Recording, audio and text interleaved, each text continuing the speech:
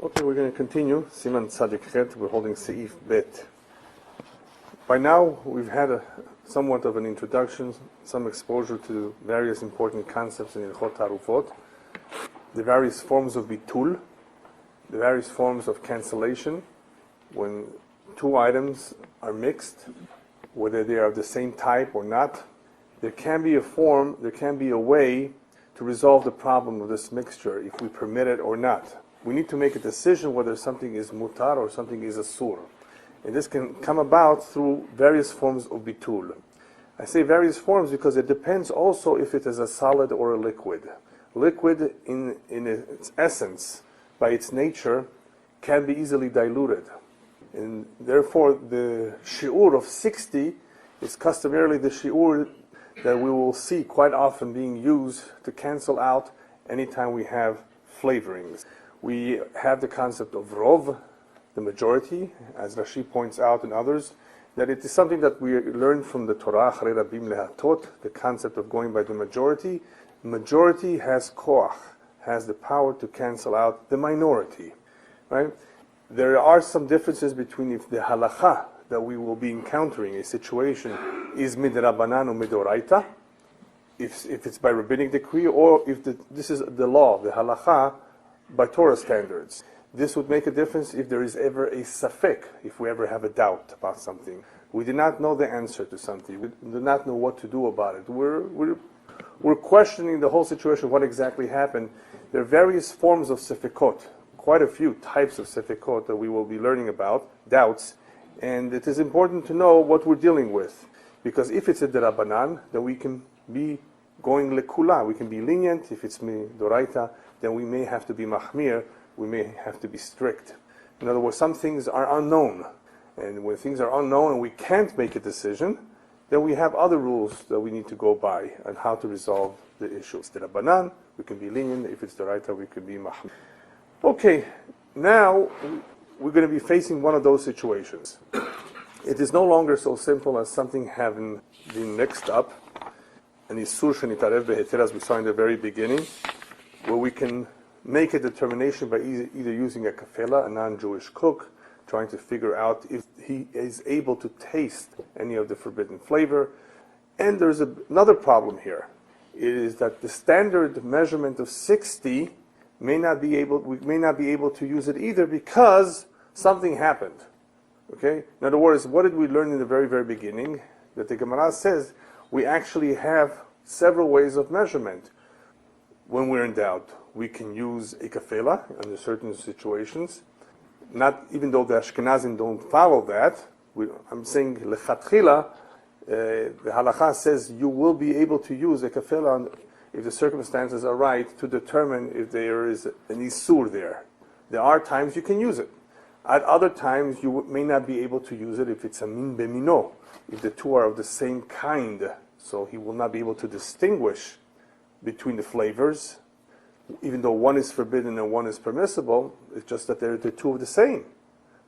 Milk, for example, milk could be asur if it became asur from Basar v'chalav. So what would we do then? We may have to use 60. And there are times when a Jew himself would be able to figure out on his own, in some cases where he can taste himself. In the case as we gave of Truma with a Kohen. Okay, so since all those are available to us at given times, depending on the situation, what happens, however, if neither of them are possible? Briefly, yeah. What was the truma?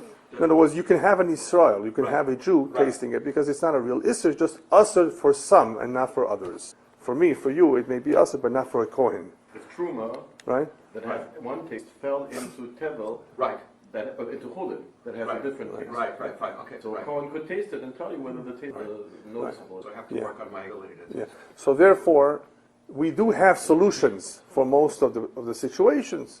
Now the Mechaber goes into the next situation where it becomes more complicated. We're thrown off guard. We're about to figure it out. We have this great idea of how to figure it out. We've just learned the halacha. We're going to apply shishim or whatever. But all of a sudden something happens. What happens? So let's read it inside. For those of you who have it. See, Bet says, Im nitarev min bemino. You have two kinds of the same. They got mixed up. V'nishpach, and it all spilled. So you have min b'mino, two of the same, and even though they are of the same, since we're talking about something being cooked up, something that has liquid, at least by rabbinic decree, you're going to require 60 to cancel out, right? Not rov, not the majority.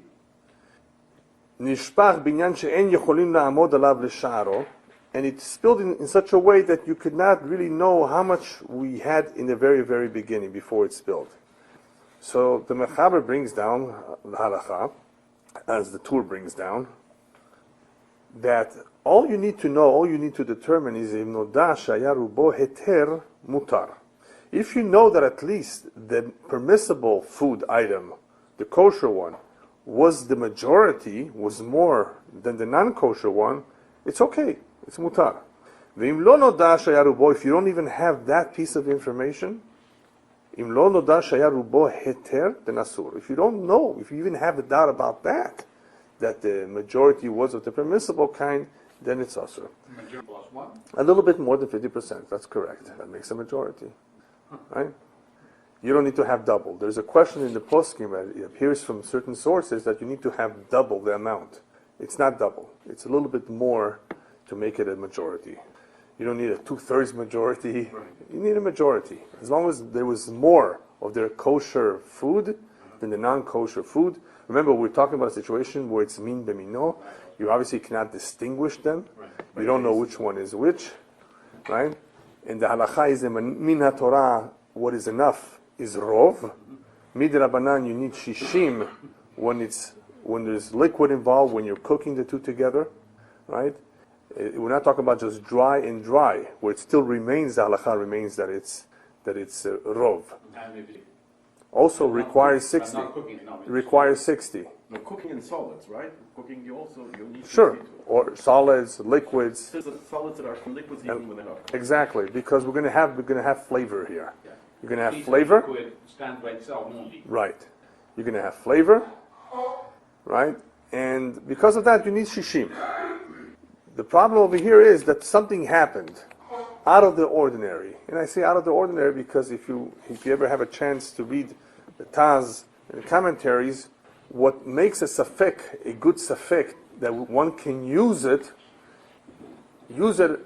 under certain halachic circumstances, is a real good safek is something that happens out of the ordinary. It does not happen on a regular basis.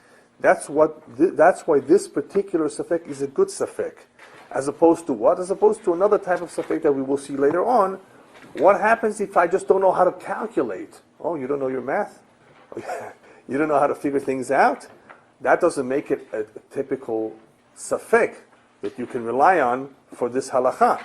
It has to be a real good, solid safek that anyone would be puzzled by what to do next. What do we do? A real safek is therefore this kind of a safek. There are various kinds of safekot. This is one, where I don't know what it was and what it is now. I just do know, I need to know that in the very beginning there was at least a rov. Because that helps me a lot. Why does it help me? Because min bebino, min Torah is what? Batel berov. And even though I need shishim over here, in reality, it's only b'derabanan. So since this is a whole suffix derabanan, as to how much there really is, there could have been 60. There could have been. Remember? If I know for sure there wasn't, then there's no question. I need 60. And there could have been 60. I don't know if there was 60. But I know there was at least a majority. So once I know there's at least a majority, this creates a safek derabanan. Because the device is taken care of because it's over 50%. Yes, right. Okay. So safek, it's all it is a safek derabanan. This one is easy. So far, so good. Right. It's pretty simple. It's safek derabanan lekula. This one is easy. Relatively, I mean, there is a long shach over here, but there's no reason to really go too much deeper into it. Of course, if you have the time, and you want to learn more, and you want to get into it, of course.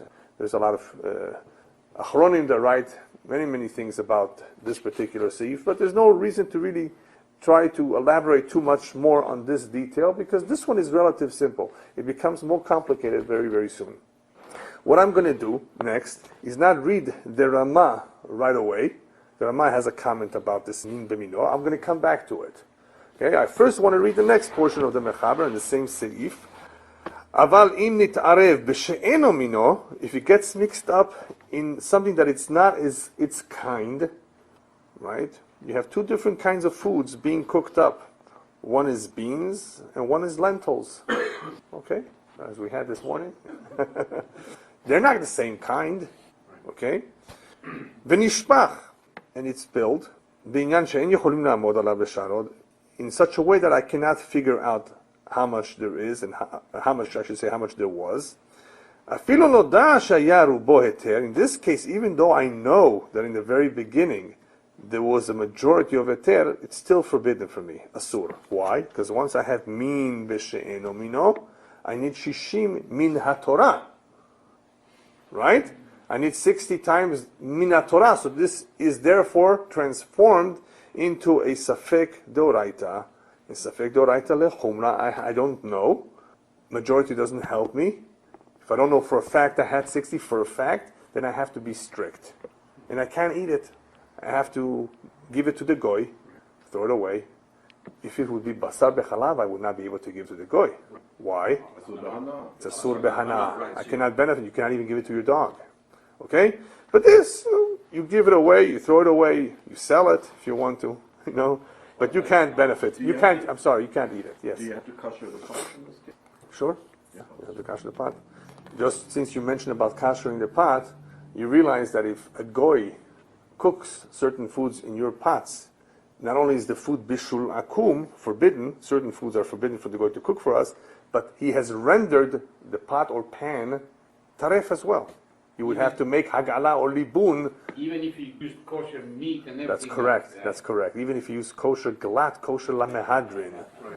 But because he did the cooking on his own, then you have to kosher the pots. The pots are tarif. Now this goes things which are not omed al shulchan malachim. No. I only said that which is forbidden for him to cook. Okay. So right. Okay. Only and those for items. Ashkenazim, it's a little different. Well, obviously, but we don't want to Right. go into that topic, right? Okay. But obviously, there are some differences. Yeah, we're in a situation where it is forbidden, according to everyone. In other words, the differences are when that situation occurs. But once it's there, for both of them, the pot would be Right. Okay, so in the second example, we have a min b'sheno mino that we're somewhat acquainted with already. We know that this presents a problem of doraita when it's cooked, because when it's not cooked, we said min b'sheno mino is also midrabanan, requires 60 because you may cook the combination of the two. So that's the rabbanan. But here we're talking about a situation, obviously, that presented itself where it's going to be a doraita, and that is why he says asur. And from this mechaber alone, you can tell that he holds tam ke'ikar doraita. Just from this point alone. Even though he actually discusses it elsewhere, but from this seif or from this example, you can see that as well. You would have no reason to make distinction between mino and b'she'eh. It wasn't for tam Right? What's going on over here that makes this one stricter than the first one? It's the tam, it's the flavor of something that is different. When two things are the same, the flavor is not an issue. There is, but what good is that to me if I can't tell the difference? So the flavor we say is not an issue at all. Even though it has flavor, the hot dog has flavor. Right? Both of them do. Both of them do. The kosher one and the non-kosher. Yeah. Right? Even though we need shishim, it's midoraita, it's batel berov. Right? Whereas in the case, which is interesting, in the case where you have two different kinds of minim, and the kosher the kosher food item will absorb the non-kosher food item, and it will be detectable somehow. Even if we don't use kafela, we assume it's there under 60. We assume, right? That's how much we need.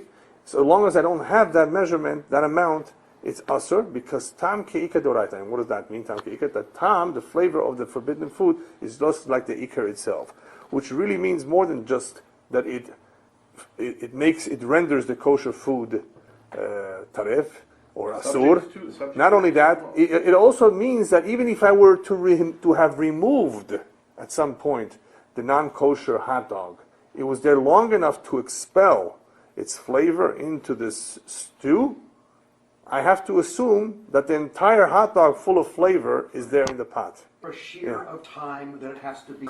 At some point we'll discuss that maybe, because that time frame there are halachot that take that into consideration. In Basar b'chalav, you had a little bit of that, and I think we'll have a little bit of that later on too, if you removed it immediately. Right. And it can come up. It can come up as we've given examples. Your wife is cooking something, and something fell in, and she immediately pulled it out. So the question is, does that piece of meat become usher? But what about the rest in the pot? If it did not really, not only the temperature is important. How long was it there? If it was just there for a split second, after if you consider all of that, you can be lenient, of course. Yeah. It takes a while for it to out. Sure. And there's many times it could happen. Somebody put something, it started mixing, but it was not hot yet. Or she had already poured it into the plate, the meat, and she used a spoon that's there, but it's no longer in the pot steaming. It's already on a plate on the table. So it's a klisheni. It maybe has cooled off. So you have to keep this in mind that it could make a difference. Also in tabling that and chemically dissolve it with the pepper, some pepper, or with garlic. Right. It probably takes out the taste or the flavor flavor from one, but it all over. Okay, that does something else. Yeah, flavoring. The flavor can be very, very complex. You can have all kinds of spices, but we're going to assume that just like heat. Right. That. Yes. Also, that should add into tenderizing it. Sure. The spices can do all sorts of things. Sure, spices, especially certain ones of them, they're definitely very, very strong. Yeah. Okay, so therefore, in the case of min b'she'eino mino, the mechab is very clear. Tam ki'ika deoraita, which means that the flavor will pose a problem. I need 60 times against it, in the same way I need 60 times against the real isur, were it to be in the pot. Since I don't know how much there was, even if I had the majority, it's not enough. I need midin Torah, I need 60. So far, so good. The majority, of course. Yeah, sure. Yes, that's correct. Yes. We need to make sure that the flavor is completely gone. And the shiur is halacha leMoshe Sinai, right? The shishim, that you may need only 40, not 60. That is the reason, according to some shitot, of why a kefela can be very advantageous, because sometimes there's not that much flavor in this mixture. It could be all you need is 25%, 30% more, and it's gone, the flavor. And a kefela, a cook, a non-Jewish cook, would be advantageous for that, if you could use it.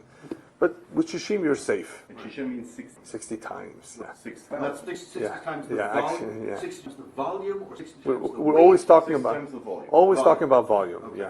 Yeah. 60 times is a lot, right? But depending what you're talking about, I mean, you can, if it's just a couple drops that fell in, 60 times against it is not that much. I mean, it still would require the entire pot possibly, right? Depending. And sometimes you may not have it. You just may not have the 60 times in a pot, depending what is it? Probably the pot is never big enough to put 60 times in that. You have 2 ounces. It all depends. Yeah. You have chicken in the refrigerator and some milk spilled on it. The advantage of it is that it's in the fridge. It's cold. Right? But even then, it depends how long it was exposed to. All kinds of things. Yeah. 24 hours. 2 different pots. So one is 30 and one is 30. And one of them, can you add that, mix both of them to get 60 or not? Oh no, that we'll talk about at another time. At another time. That's called levatel isur lechatchila. Usually you cannot initiate the bitul. You cannot intentionally cancel out. Oh, I need 60 times now. I'm going to pour some more water and dilute it. You may not be able to do that. Usually you cannot. Usually there are some cases where you can, but usually you cannot. You're doing bitul there. Right. So one thing at a time. We have to go according to the seder. But that's a very good question, and it will definitely come up. Yeah. Yeah. All right. But so far so good. These two do not really present themselves as problems. They are safek d'oraita or safek d'rabanan, either lechumra or lekula.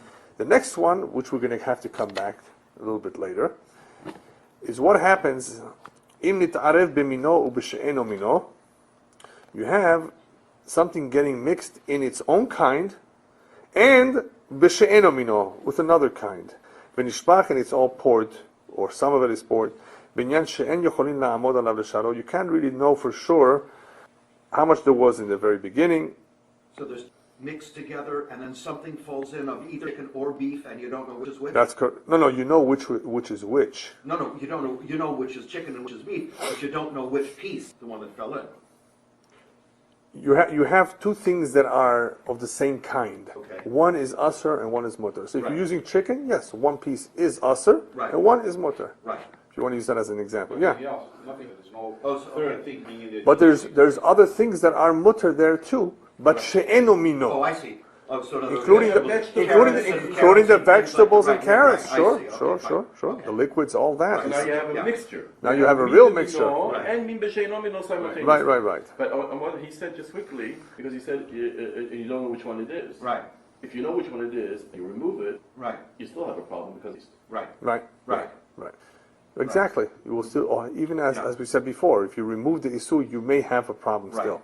Right. So here we have something falling in its own kind and in another kind. V'nishpach, it's being poured out, spilled out. Minyan she'en yecholim la'amod alav sh'alav, we can't know exactly how much there was. Niddah, and we know, shayaru bo heter mimino. We know that the majority of the heter, of the mino, was there. In the very beginning, there was a majority of the heter. In other words, there's min b'mino. And the heter mino, the heter chicken, Right. was greater in amount than the non-kosher chicken. Okay? So it's more than 50%. Right. So that we do know. So here the Mechaber suggests something very, very innovative. I mean, he doesn't make it up on his own. It's taken from the Rashba. Right.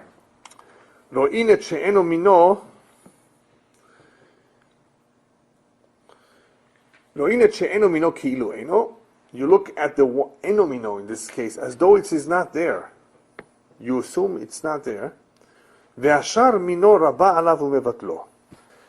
And then the remaining portion cancels out the rest. What does that mean? If you assume the eno mino is not there, then all you really have is min b'mino. One is heter and one is asur. And since you have a rov of the heter, so easy. The rov of the heter cancels out the minority that is not kasher. So in other words, the carrots and the celery You and put the aside. soup and the liquid is not, you don't even consider that. You don't consider it. All you're talking about is the pieces of chicken that are in the pot. Right. Okay. Well, he makes it too simple. Right. This one is a real big shocker in some ways. I mean, if you look, there's quite a bit of taz and shach. Then you know something is going on here. Something is really cooking now. Right. Right. Because So here we have a very interesting situation. What would I have thought? What would any of you thought? That so what if you have a rov of heter against another of its kind? You have a she'eno mino in here. The fact that there's a she'eno mino in this mixture is a problem because there's going to be tam. I'm going to need 60 times for sure, midin Torah. What difference does it make? Well, it does make a difference because when I taste the chicken was meat, and the chicken was the asur, heter chicken and isser chicken. Right. I'm tasting chicken in the meat. I don't know if I'm tasting the isser or the heter chicken. So just when I'm the taste that I'm tasting doesn't necessarily indicate that it comes from the isser because it could be coming from the heter chicken. So just like when I taste chicken with chicken, heter with isser, and I'm tasting chicken, and this taste that I'm tasting chicken might be originating in the usser one, but I don't know that because chicken tastes the same. But what about the forbidden flavor in the beans, in the rice, in the vegetables? That's what I'm saying. So when I taste chicken and the vegetables and the rice, I don't know if that the taste originated in the heter permitted or isser. or from the isser. Right. So it's the same situation as though I had chicken with chicken mixed together. I don't know whether the chicken I'm tasting is from the heter or the isser, but because I don't know, it's not my problem. Yeah, what you're saying is very close to what the ultimate explanation here will be. Baruch Hashem. Baruch Hashem. Baruch Hashem. Yeah. Obviously, but initially, obviously, we do have a problem here. Absolutely, The Shach, of course, poses here a big problem here. He says, "How could you say that?" And he quotes from the Marshal too. They're all upset at the Machaber, And this is not a simple matter because halacha lemaisa, according to the halacha, not everybody will follow the Mechaber on this one, even though there's no Ramah. And what's interesting is that there's no Ramah. This is one of those that there's no Ramah. In other words, they're both in agreement in a sense, and somehow everybody else after them, a couple hundred years even after them, and actually I shouldn't say all of them are after him. Some of them are almost contemporary, and some of them are even before. would say on this halacha, because remember the one who started was the Rashba, so it was not, they're not just picking on him, they're picking on the Rashba too. Where do you get this from? Okay. Well, I didn't go through all of them. But by the way, I'm just reminding you and all of those who are following this shiur, that I'm not necessarily going to go into what everybody has to say, because otherwise, we're going very, very slow. But but if you want to, there's quite a few. There's Kreti Fleti, there's Chavat Dat, there is Share Dora. There's quite a few Sefarim, quite a few commentaries that, discuss these matters. And the Pri Chadash, and sometimes we even have a Gilyon Marasha, that may add something too. But we'll see how much we can cover. All right. So what's the problem now? So perhaps we'll tackle this before we go to the Ramah. As I said before, I want to talk about the Ramah pretty much later on. This is a little bit easier to deal with, even though there are some questions, some valid questions. How did the Rashba Mechaber arrive at this kind of a solution? In other words, where do they take it from? This is a little bit creative. Logically, you have min b'she'eno mino in this mixture. Logically. You have taste. Forbidden taste. That requires 60. If anything, the Shach says, what I would suggest, the Shach says, and I think the Marshal say, they even want to say that the Mechaber would say that too. I think he says that, is that perhaps the mino, is permissible. Okay, that chicken is okay. The chicken is permissible, min b'mino, batel b'rov. And for sure, because the presence of the beef shouldn't make the fact that the chicken got mixed with the chicken any worse than if there was no beef. Right, so that shouldn't be, I can see that. They say, the ones who have a problem with the Mechaber say, I can see you splitting the halacha into two. That in this kind of a mixture, even though you have min b'she'eno mino, but the min and mino, between each other, cancel each other out the rov. In other words, the mutar cancels out the asur, and at least the chicken is safe. The rest is a problem. It has absorbed tam of that which is asur, which is the enomino. Now you may have a point. Of course, you can't tell the difference. Yeah, but so it's even worse, because now that you said regarding the mino, bin b'mino, I can. Everyone agrees that I can consume, because why would the presence of the beef in the pot make the situation for chicken any worse than if the beef was not in the pot? One more time, say that again. If I had the chicken that's mutter, which is rav, with the chicken that's asur, that's a minority, alone in the pot, I could eat the chicken. That's correct. Now I also put beef in the pot. Why should the status of the chicken become any worse than it was before if I put heter beef in it? Right. Only because so of the status of the chicken can't become worse. No, well but now that I permitted the chicken, I would say you have a difficult time forbidding the beef.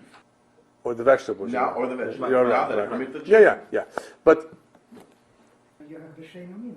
No, you always have my b'she'eno point mino. was exactly the b'she'eno mino. Leave away don't complicate us. Leave away the b'she'eno mino. If I had just the chicken and forbidden and hidden, okay. Now I also have the b'she'eno mino. Why should the status of the chicken be any worse? Just because there's also a piece of beef. Why would the chicken suddenly be forbidden? If the beef wasn't there, the chicken would be permissible. Right. I'm talking about the head of chicken. Right. Why should it be suddenly forbidden? Because there's also beef in it. Yeah. So the chicken becomes forbidden. Why? But let's not forget that initially the problem is, or we assume that this is going to be a typical min b'she'eno mino that's going to require 60 because you have different kinds involved over here. It's all in the same pot. It's all mixed up together, and therefore it's going to require 60 because of the halacha of min b'she'eno mino. That's all. But when you calculate the 60 into consideration, everything in the pot? Yes, of course. The onions, the carrots, the celery, the liquid, and everything. Everything. Yeah. So anyway, but even those that pose a question to the Mechaber, they say they can understand, like Ilan pointed out, that at least the chicken, the one is mino, would be batul berov perhaps, but not the she'eno mino. Where do you get that from? Now, in order to understand this a little bit better, where they're coming from, is they understand where the Rashba picked this one up. Where did he pick this up? He picked it up from the Gemara. There is a Gemara that says the opposite. The opposite meaning as follows. You have min b'mino, you have min and mino, and you have she'eno mino. Okay, that Gemara suggests something completely different. You'll understand why. Salek et mino, you hear Ilan? Salek et mino, ve'she'eno mino rabba alav. Take away the ones that are identical. Take away the one that is identical. Take away the one that's identical. That's the one I need. No. In that Gemara, we're concerned with the sheet of Rabbi Yehuda. The min b'mino is b'mashu. In other words, that there's no way to be So over there, the min b'mino is the problem, not the min b'she'eno mino. Remember, so it's the same argument that I'm making. Remember that sheet? It's the opposite. It's the other way around. It's exact opposite. In that example, the Gemara, we're concerned with the min and mino because there is a shita that holds, or at times everybody's in agreement actually. The min b'mino is b'mashehu. It's never batel. It's never batel. I see. Right? So the Gemara with the sacrifice, with the blood of the Oh, goat. yeah, or So chametz. you have a Chametz. Yes. You have a pan of chicken. There are 5 chickens in the pan, Right. and from Vineland or whatever good hashkafa Right. you've got, and one drumstick from Ralph's happens to fall into the middle of this. Right. Right. Okay. So it's min b'mino. Right. So right. you're saying that in a situation like that, it's according to that sheet, it's not possible to be bottled. Exactly. No, you have. At all. Right. Right. Remember that according to the sheet of min b'mino, Right. is b'mashu means that it's never batel. Okay. And some say that's what Rashi actually holds. Just that we don't paskin like that. Right. Yeah. Okay, we paskin like Rabbeinu Tam. Okay, so even if we don't use Rashi, that's the shita of Rabbi Yehuda at least. That's what I like to use that. I like to call it the shita of Rabbi Yehuda, unless you're talking about items that everybody's in agreement that it's asur b'mashu, like chametz and Pesach. There are certain things that are asur b'mashu that everybody's in agreement to. But here in this Gemara and in various other Gemarot, the Gemara is talking about examples of the shita of Rabbi Yehuda, where that poses a problem of min b'mino. We're going to see another Gemara soon that is very similar with Abaya and Rava. And the mashu b'chometz in Pesach has nothing to do with. Right, nothing to do with min. That's correct. In any- Chametz is a separate Right. chidush. Not even 60. Right. So over there, what did we say over there? The solution for that Gemara, where we're concerned with the min b'mino, is remove the mino. That supports the Rashba and the Mechaber. Right. Remove the mino, and then what are you going to have? You're going to have she'eno mino cancel out by 60, of course. Yes. Right. The mino, because when you have min b'she'eno mino, according to the shita that holds the min b'mino is not batel, they do agree that min b'she'eno mino is batel in 60, right? Remember and that? The question is, does everyone agree on that? That's the Gemara. That's so the Gemara. how can anyone argue on the Mechaber? Right, because they say that one is different. Okay? Well, I'll tell you why. Yeah. What you just Huh? take it out. Over there, what's the difference between this case and that case of the Gemara? Think of a difference. 60. That they're in order to be mevatel the Isser, it's being mevatel in Eino, she'eno mino. Can you get rid of the minoi easily? Yeah. You know why? You take the chicken out. No. We were talking about just putting it aside. No, Right. Over there, there's no time problem. So the Shach says, Rashba, how could you give me this from that? Over there, I understand. This from? Yeah. Ah, fantastic. Yes, of course. That's what they're all saying. You take it from there, but that's so different. Over there, I can make that assumption. I can think that way, that the minoi is no longer there. Because there's no problem of time there. In the Mino. In the mino. Yes. Min b'mino that are not bato has nothing to do with time. It's just a halacha. I see. Right. Okay? Right. It's not because there's a time problem. It's just not bato. It's a It's a problem. So if I can make that assumption, if I'm given permission to, Right. over there I'm given permission to say, assume that one min is not there, then I have the min b'mino against each other. And if you have 60 times, you can cancel each other out. See, I don't have that here. Here I have the problem here is with the she'eno mino, not with the mino. In other words, here the problem is tam ki'ikr. Yes, there the exactly. problem is rov. Exactly. The other problem I'm trying to get rid of is rov, maybe min b'mino. Well, yeah, but Or you know, min- it's or- not or- rov. or- It's not or- rov. or Mashu. b'mashu, B'mashu, yeah, right. and I can't. But I am told I can by ignoring it. Okay? Here, how could I ignore the she'eno mino if it's a fact? It's a fact. It will have absorbed flavor. You see what I mean? How could I ignore it? In other words, they're telling Mechaber, how could you take this from that? Here, I can't ignore it. Over there, I can. Does everybody follow? Yeah. Yeah. In other words, you see the Although difference? you could argue the other way around. Yeah. You could say over there it's more chumridik. Why? Because Yeah. there you have the substance is there. And the substance users and the mino b'mashu. And the Okay. substance of the isser is there. I don't notice the taste. Shkoyach. but Yeah. the substance of the Isser is there. Yeah, but- It asks the bimino b'mashu. Yeah, but there's no issue of taste over there. No, that's what I'm saying. Right. So you don't have the taste, but Yeah. but over there, it doesn't happen that I don't have the taste, Right. because the substance is there and it asers b'mashu. Yeah. So the substance is there and it asers b'mashu. Yeah. How can I ignore that it's asering b'mashu? Yeah. Here, Yeah. I only have the problem of the taste. Here, I don't have the problem Yeah. of the substance asering b'mashu. Yeah. So I don't have the problem of the substance. So you could say over there Yeah. it's more converting. In some ways, but that the Gemara made that assumption. But you can That you say can, that. You of can. course. But Yes, you of can. course, Of yeah. course, it's a chidush. It's a chidush. It's creative. He says, you know what? Don't let that bother you. That other min b'mino. They have a fight between each other. The min b'mino, they're not bottle each other. But let that not. Ignore it. Just take this she'eno mino, which the halacha for that is that it can cancel out the other one, the mino. Yeah. So don't let the other min But bother if you you. see that one is a bigger chiddush, that's what I'm saying. Okay. Because the fact that I can get rid of the taste should also solve me the problem of the substance. Yeah. Seems But to be a bigger you chiddush. can say perhaps that the Torah would have allowed for once you have in this big pot a she'eno mino, it cancels out everything. Because, maybe. You see that that's not Yeah. always the case. Right. Because if Right. the enomino is be'ain, Right. then even if I have 60, I have to get rid of it. If what? If the enomino is be'ain, Yeah. even if I have 60, I have to get rid of it. Nicker, If it's be'ain. nicker, yeah, well, Right, so you see have that to get rid of 60 it. doesn't Yeah. always cancel out the Not if it's nicker, right? Yeah, right. Yeah. But anyway, this is more or less what is going on over here in this seif. So far, so good. It's somewhat creative. We know where it's coming from. Many poskim have a problem with this psak. If anything, they agree that the min b'mino are fine, but not the she'eno mino, because there's flavor. Tam keika doraita. Yeah. What is it? But, Yeah. quick Madem Mekomot, if you happen to recall which Gemara it was, recall that. Or later, you can... I'll give you that a little bit later on. And I can also give you the other poskim exactly Yeah. which ones Fantastic. agree, which ones don't agree. Yeah. Okay, but let's just finish up this point. The Kreti Flasi, the Primegadim, and I think even the Chazonish basically say in explaining what the Mechaber is talking about over here, is that what happens over here, similar to what Ilan pointed out, is that the flavor of the heter already canceled out berov, the flavor of the Isser. So any flavor that is being absorbed in the she'eno mino is muterdike flavor. It's a majority mutter. So the flavor that is a problem, that you claim is a problem, is already a mutter flavor. In You other know, words, there will be a component of the Isser flavor, there'll be a component of the mutter Yes. flavor, and the mutter flavor component will be a majority, canceling right, out exactly. the Isser flavor minority. Yeah. No, this is also...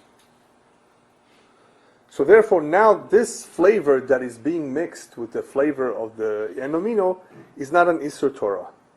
There's no Isser Torah over here. This combination of the two is no longer an Isser Torah. According to the halacha, the shach, the marshal, the pri chodosh, they are matir just the mino, but they forbid the she'eno mino. The Taz says everything is okay. I think the Bach too, the Kresi Plesi, the Chabazdath. There are quite a few. Some say that you should be concerned about, since the shach is the one that's making this asur. You take the shach's psak very seriously.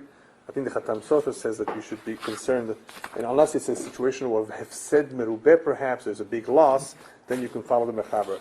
It's very interesting that there's such a big division as to what to do over here. I mean, we follow the Shulchan Aruch, but obviously they had an issue with this, and it's not just an issue that began now. It began several hundred years ago. It's not just appear right now.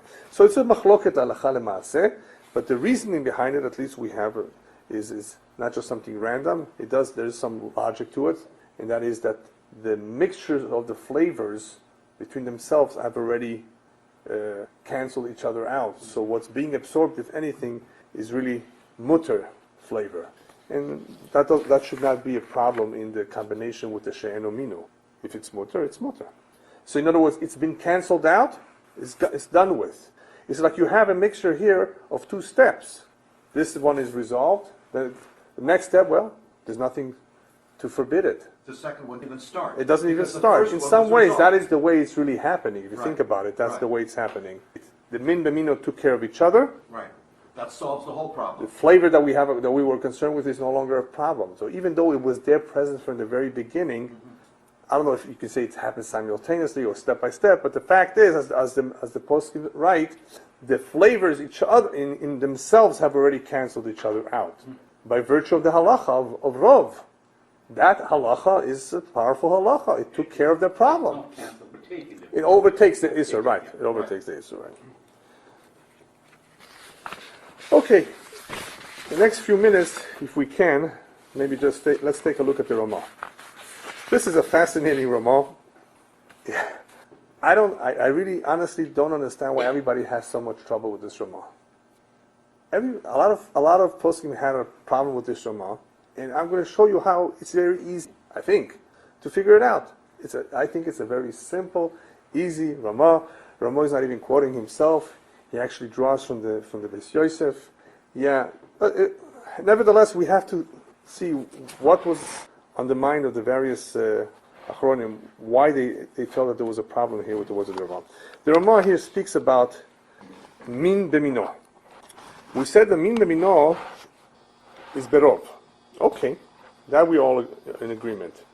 How do we identify min b'mino? What determines if two things are the same?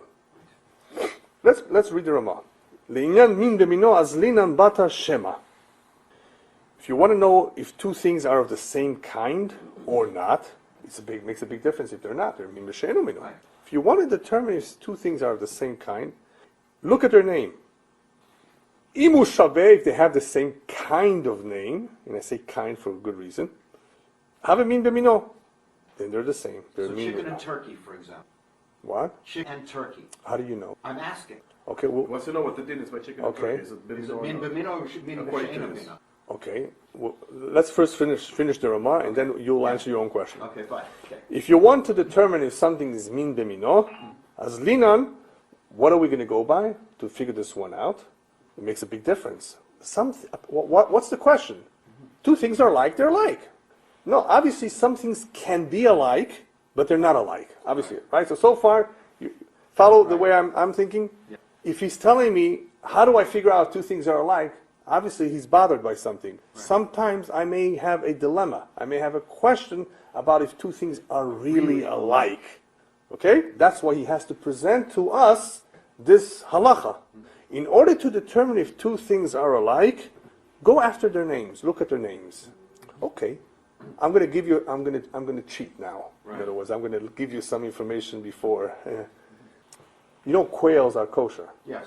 Okay? Did you know that? I'm trying to recall the Zohar. It's a kind of a It was bird. quite a vice president or something. Slav day in the midbar. Okay? They're similar to doves. Oh, okay. No, Pigeons. Okay. Okay? But fatter. All right? Right. They have eggs. Yes. So do chicken. Now, they look different because one is this small One is and one is bigger. right. The taste is very similar. Right. Okay? They're both called eggs. Right. Quail eggs, chicken eggs? Chicken eggs, yes. Okay? Eggs. Okay. But remember this example because it's going to help you. This is an example, actually, an easy one, because they taste the same, very similar, and they're called the same. What do you mean they're called the same? They're called eggs. Right. So I'm not using the second name of it as part of the name. It's not quail eggs and chicken eggs. It's eggs. Right. The eggs of a bird. Eggs of two different kinds of kosher birds have similar names. Okay. Easy so far? Right. They happen to also have similar flavor. Okay, but that's why it's important to know this, because we're going to see what the Ramah is talking about. I have a question. Sometimes I will have a question, I'll have a dilemma, if two things are alike or not. How will I determine if it's min b'mino? Azlinan bata shema, you go after the name. Imu shaveh, if they are the same, pretty much, have a min b'mino. Then it's called min b'mino. Avalo azlinan bata ta'ama imu shaveh o lo. You don't follow the flavor to determine if two things are alike or not.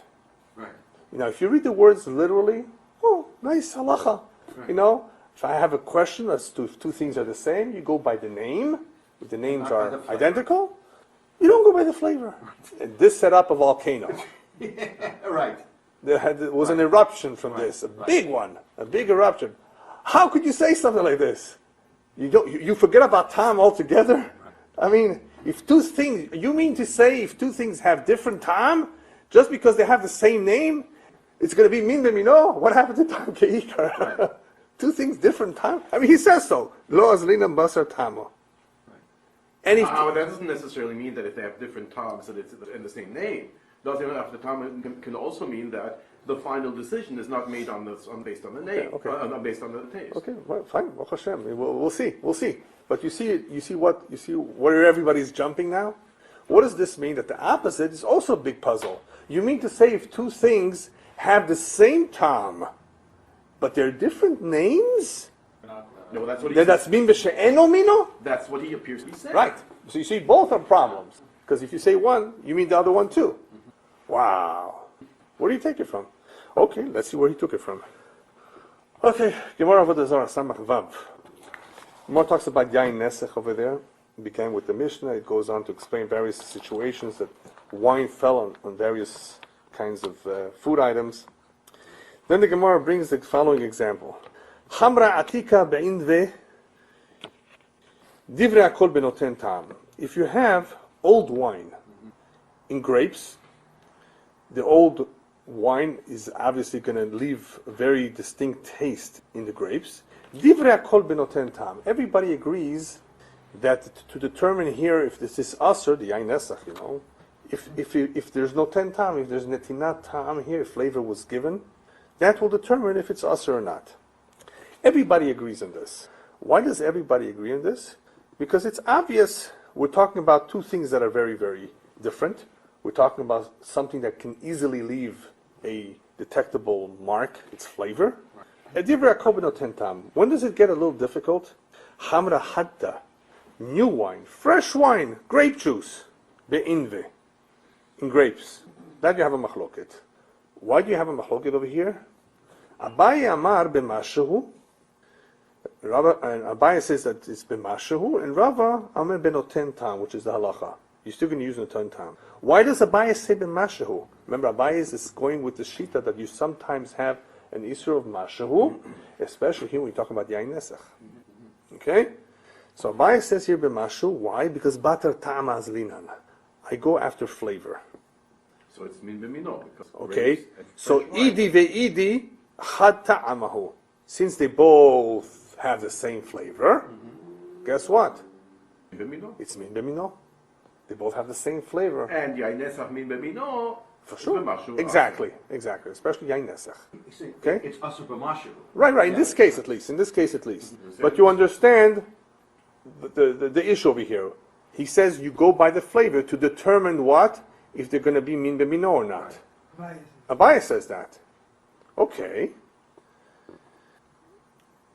Rav amar benoten tam. You go after netinat tam. Bata shema azlinan. You go after the name. V'hai shema lechud. V'hai shema lechud. V'havre min b'she'eno mino. Min b'she'eno mino benoten tam. So since you have two distinct names and you go by the name, okay, so I will be able to determine this b'netinat tam, not b'mashu, okay, because since they both have the same name, since they both have different names and I go by names, it's min b'she'eno mino, and min b'she'eno mino, noten tam is what rules, what determines, and if there's flavor or not, that will determine if it's aser or not. If it's min b'mino, it's aser b'mashu. Right. If it's min she'ein b'mino, then it's batal b'shish. Yes, right. Okay. Now, Right. but wait a minute. So Rashi is very important here. Rashi says, okay, when you have in this kind of an example, different names, fine, similar flavors, what's the netinat ta'am over here? So Rashi makes a point to remind us, benoten ta'am. V'kol hechadi tamar noten ta'am. In any place where it says you go by netinat ta'am, ve'en ta'amon nikar, and you cannot figure out the ta'am because they're both the same, have a shiur of b'shishim, you still have to use. Just because you can't figure it out because they're the same, doesn't mean that, it's not a problem. It's still a problem. You don't know the difference. Right. Okay? If I've made a decision, if the halacha is that this is called a min b'shenu mino, okay? There's netinat tam. But for some reason I cannot tell the difference. So Rashi, you still go, the shiur is still 60. There may be times you may not be able to tell the difference for whatever reason. The shiur will be 6. This is an important point that Rashi is making because in this case, in this example, which is According to Rava, emin b'she'eno mino, because the names are different. But isn't the ikar here the flavor? Yes, you can't tell the difference, but there is flavor. You still need shishim. Okay, now that we read the Gemara, then let's try to real quickly see what's going on here. Basically, this is where it's taken from. This is the source of where this Ramah came about, where the Bet Yosef came about, where all the Meforshim that speak about this comes about. That's where it's taken from. In other words, we have to figure out the hagdara, the definition of min b'mino. Is it by name or is it by flavor? Okay, so first, let me just make it very clear that there's a machloket in the Rishonim, whether this Abaye Rava machloket applies only there or it applies in Shari Surim. Some make it very simple. I think the Rosh and Ran say very, very simple. Listen, this machloket of Abaye and Rava is only over there. Over there means Yain Nesach situation. Oh, so it's unique to that. It's unique to that situation. Uh-huh. You go Basar Tam, normally. But over there is an opinion, maybe you go by name. By name. Right. Rava would say Tam. Well, why wouldn't he? So you might, right? I mean, otherwise, why is he saying name over there? I mean, obviously, think of it. Why is name over there important? The Pri Megadim explains the reason why name there is important because after 60, by Yain Nesach, for example, and many things that are not bottled in 60, the flavor doesn't make a difference anymore. Right. If you want to cancel it out, you have to cancel the name. That's the idea. Right. You want to cancel it out, you have to cancel out the name. Okay? The name, you have to have a certain amount, 100, 200 times. Above 60 is no longer an issue of time. That is why, I think the Pri Megadim explains, the issue of name over there in Yain Nesach Dafka is a problem because tam is irrelevant. B'mino, it's b'mashu. Yes. So What? b'mino, it's b'mashu. Right. Or that you go by the name. What's the idea of going by the name over there? What does the name give me here? It's because we need to cancel out the name. We were concerned about the name over here. How do you cancel it? And after 60, the flavor is not going to make a difference. And over there, it's a situation where 60 is not going to make any difference. But we need more than that. How much do you need? It's usher, completely. Also b'mashu. Right, I'm saying it, or in the case of Truma, or in the case of wherever you need more than 60, what you're doing is you're trying to get rid of it so much because you're not getting rid of the flavor. In other words, but Right? Truma you need 100. Right, why? It's Okay. not the flavor. But why is it not The because Truma you have to get rid of. 61 up to 100, you don't have a flavor problem anymore. Exactly. 61 through 99, you don't Right. have a problem with the Right. flavor. Right. So what's the problem that you're still having? The name. The name. The Truma, I got to get rid of it. So everybody says, well, quite a few say that's understandable, that Gemara. In the Ran, and I think the Rosh too, I saw the Rosh. Removing the name, subjective. No, it's not about removing the name. No, the matter is that what's ussering is that it depends on the name. I now. need a The name lot is the more. factor. I need a lot more to cancel this thing out because it's not just flavor. That's the How can idea. we count the whole thing then? I mean, You need 100 or 200 times as much, By not Truma. 60 by Truma, depending on what you're talking about. In the case of Yain Nesach, nothing will do it. Nothing will do it. But at least we understand where Rav is coming from. Why is this term name being applied there? Why is there a machloket Okay, behind time? let's take Yain Nesach. Right. It's asas b'mashu. Right. Now, certainly you're not going to tell me that if Yain Nesach fell into regular wine, that after you have 10,000 gallons of regular wine against one drop of Yain Nesach, you'll still recognize the taste of the Yain Nesach. So if it's still aser, it can't be because of the taste. Can't be because of Right. So if it's not because of the taste, so what makes What this is a it? min b'mino? Yeah. If it's not because of the taste, what is making this a min b'mino issue? So it has to be the name. That's it making it a min Yeah. b'mino in such a They situation. have to- Yeah, that's what I'm saying. Right. It has to be the name. It can't be the taste. Right. So anyway, so the Ran, the Rosh say that machloket of Rav is only Yain Nesach and Tevel. And Chavad Dat and Hagaat Shari Edura, I believe, say that it applies to Shari Surim, which is a little bit of a problem, and I'll tell you why. Based on the way I understood the Ramah, I don't think it should be an issue at all. I think the Ran and the Rosh pretty much define it very, very clear that over there it applies. Over there it makes sense. Over there we can have a distinction between Shem and Tam. Otherwise, it's not going to be a problem in Shari Surim. And we're going to see why. Okay, so here the Shach, for the most part, is the one that takes the lead in arguing against the Ramah How could you say something like that? How could you say what we said before? The tam will now make a difference? It makes a world of a difference. It's the only thing that makes the difference. Okay? That was his big question. What are you talking about? And guess what? He remains with his question, remains with his points, and he says, we don't follow this. We don't follow this Ramah. Pretty much. That's it. And we don't, if you understand it that way. If you understand it that way, of course, it's a big... Now, you can't understand it that way because it's too big of a statement to say. I mean, how could you say something like that? So obviously, the Shach is right. You wouldn't be able to follow this. Now, the Pri Megadim says, you know what the Ramah really meant? You need to have both. Right? Pri Megadim says that everybody would agree with the Shach. What? With the Ramah, with the Shach, right. Pretty much everybody would agree with the Shach. What did the Ramah really have in mind? That it has to be shaveh, it has to be equal in tam and in flavor. I'm sorry, tam and shema, and name. Right. Thank you. Right. Okay, that's what he meant. And it's like he could have said, you have to have, the tam too has to be the same. But the Pri Megadim did not really explain fully how this works out. So that's where, no. I understand what he's trying to say, and this is pretty much how I saw it also. The Fiani Utati. But if you read the Pri Megadim by itself, you won't really understand what was going on here. Why did the Ramah say it? The Aruch HaShulchan, which I very much recommend, by the way, if you ever have a chance for review, for further analysis, or to try to have a deeper understanding of the Sugya and the Shita, excellent sefer for Yore Deah, for the rest of Shulchan Aruch too. Very good. And sometimes he adds, even though sometimes he has his own ideas and suggestions, he goes sometimes on and on and on, but sometimes he really takes it apart in such a way that, how come I didn't see that being explained anywhere else? Because, that's where Baruch Hashem put him into this world, to give us this composition, this Chibur called Aruch HaShulchan, and to clarify things a little bit better. Yeah. So, what? He was from Who was? Aruch HaShulchan was an Ashkenazi guy. No, but he writes in his introduction. Oh, originally, you mean originally, yeah. Oh, originally, yeah, you're right. Okay, so we understood, the Pri Megadim told us that what Abaye and Rava are dealing with is whenever you have an Isur of Mashu. An Isur of Mashu, you go after the name.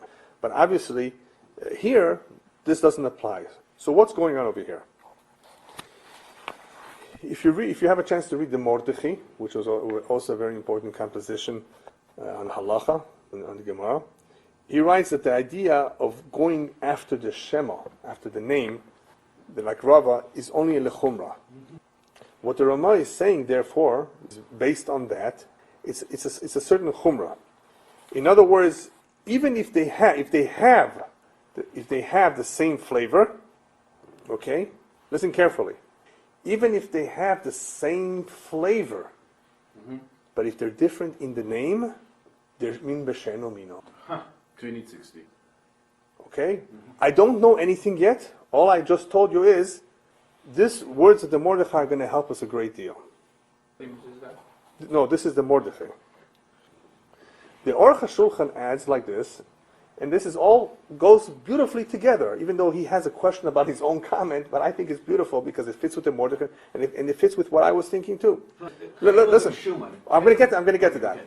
The Aruch HaShulchan says, he says, it just happens to be when two things have slightly different names, they probably also taste different. Okay? Right. You see? You see what's happening here? Yeah, right. You're beginning to see that there is definitely a connection between what he's saying and the Mordechai. Again, what did the Mordechai say? That it's really, the name is a chumrah. When we go by the name, it's a chumrah. We really go by tam. Right. But with two things have the same tam, but they have different names, it makes them a min b'she'eno mino. Okay? So when I'm reading the Ramah, I'm saying to myself like this. Okay? Le'inyan min b'mino, azlina batar shema. You go after the name. What am I thinking? I'm thinking that too. I say, obviously flavor is important. But there are things out there that I may not be able to distinguish the flavor. It may be so minute, such a small difference. Do you know, the Ramah tells you, that if two items who have similar flavors, and you can't tell the difference, and are called different things, They're min b'she'eno mino. So if you want to know what's min b'minoi, they better have the same name. Because if they don't have the same name, they're min b'she'eno mino. So turkey and chicken. Forget about tam. Of course I agree with you if two things have a different tam. Right. Of course. That's a given. Right. The chiddush here is that even things that are the same tam, but they're slightly different name, they're min b'she'eno mino. Why? Because of what the Aruch HaShulchan said. Two things that have a slightly different name, they probably have a different flavor too. No. What's the example? Now, I have a problem here. I don't understand why they can't just look at what the Bet Yosef writes. If you look at the Bet Yosef, the Pirush on the Torah, he brings the various examples written elsewhere. It's written in the Augur also. This is what he writes. 1 second.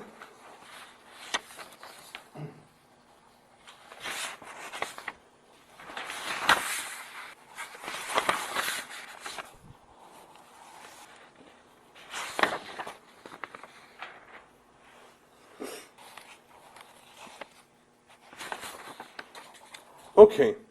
This is what is brought down in Bet Yosef, which is the source of the words of the Ramah. Meat and liver are shnei minim. You tell me, do they have different names? Yes, one is meat and one is liver. You hear that, Ilan? Yeah, I'm listening. Basar and kaved. Yeah. Right. The names are different. Right. They're called two minim. They may taste similar, but guess what? They're two minim. Basar behema ve'of. Right. Chicken and meat. They may taste similar. Guess what? Shnei minim. Ayil shor ve'ez. Ram, ox, goat, shlosha minim. Right. You may not be able to taste the difference. Guess what? 3 minim. Different kinds of fish and birds, which are different in their names. It's fish. Whether it's ahi, tuna, or whatever. Right? Well, yeah, could you tell sometimes the difference? You really have to be an expert. Right. And in a mixture, forget it. Yeah. Different kinds of fish that have different names, or birds that have different names, shnei minim. Eggs that I told you, min echad, they're eggs. Called their eggs, they're eggs. Even though they may be slightly different, they're one name, it's one min. Chelev, Provided they have the same. what? Provided they have the same taste. As long as, yeah, but even though there may be minute differences, they're still called the same min. Chelev basar is 2 minim. What do we see so far from this? I say to myself, but wait a minute, I see this in the Bet Yosef. The Mordechai says it very nicely. What's going on? So I have a hard time. I don't understand what the difficulty was. That is obviously what the Ramah meant. He didn't say it on his own. He took it from the Bet Yosef. Yeah. Excuse me, what did you say about fish? Different kinds of fish. Yeah. They have different names. Yeah, They'll be called 2 minim even though they're both fish. They taste similar. Yeah. Salmon and tuna. They're not the same. Yeah. There's salmon. There's a salmon. So you go by the name. For what? For a chumrah. You're strict about it. Of course you go by tam. Is there any question about that? But what did the Aruch HaShulchan say? Usually things that are different names will taste different too. Okay?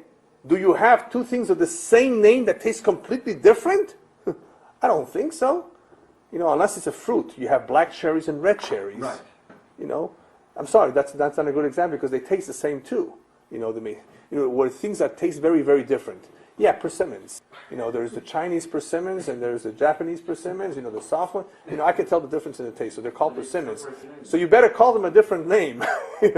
Usually things that are taste differently will be called different. But sometimes things are called the same, okay, are called with a different name and taste similarly. Things say the opposite. One more time. Sometimes things are called with the same name, But they taste different. differently. Okay? Well, in that case, the question is... Sometimes, but usually not. Black grapes. Okay? Yeah, but usually not. Okay? But they're given a separate name. Right. The other way, however, when things are called the same, okay? I'm getting myself mixed up. Things are called differently. They have two separate names. They may taste similarly, okay? But they're still different. And what does the Aruch HaShulchan say? They're called the same. If they're called with a different name, they are already a little bit different in the flavor too. You may not detect really it. different. Yeah. Anyway, before we finish, I thought we would have time to go into the next area, which is a different kind of a suffix, but we'll have to leave that for next week, Baruch Hashem, because it's too much to handle at one time. So let's just finish up with this Ramah. This is a very important Ramah that basically says that as far as min b'mino is concerned, You want to know if you go by the majority, rov, or you need 60? That's why we want to know min b'minoi, right? You go by the name. What does it really mean? You go, in addition to the flavor, you go also by the name. So if two things have the same name, they're min b'minoi. If they're not, they're min b'she'eno mino. Even though they may have similar flavors. Very close, but the fact that it's two different names, it's already different. He's not saying in any way, don't infer from that if things are very different in flavor, somehow they have the same name, that therefore they're min b'mino. Whoever says something like that? How could you infer that? How could you even infer that? We know that it's a given. Flavors are different, so it's tam. Who would want to give the same name to two things with the same flavor? With different flavors? I don't know. But it may be. Persimmons. They taste differently. They call persimmons. Usually it's the other way around. You can have things that have different names, but they taste very, very similar. So what, Rama says, in that case, they're still min be'eno mino, because they have different names. So it's a chumrah. They still need 60. So I think that's very obvious to me that that's what the Rama meant. It's clear from the Bet Yosef, it's clear from all the ones who basically clarified the words of their mother. That's pretty much what he's trying to say to And us. he's not talking about drumsticks and thighs. No. That's exactly the same thing, just different parts of them. Right. So this would make a difference. I mean, if you have things that are different names, even though they taste very similar, right? Chicken and duck, Right. two different kinds of birds, they have two names. Right. It's min b'she'eno mino. There is some difference in the flavor. You may not detect it. You cannot detect always the flavors, but because the names are different, it's called min b'she'eno mino, as far as if I need 60 or rov. You want to know if you need 60 or rov? Look at the names. The flavor may not be so different, but so what? We're machmer. It's a chumrah. Why are we machmer? Because of what the Aruch HaShulchan perhaps was trying to say. The fact that they have different names, they're probably different in the flavor. Okay, so Hashem will continue next week.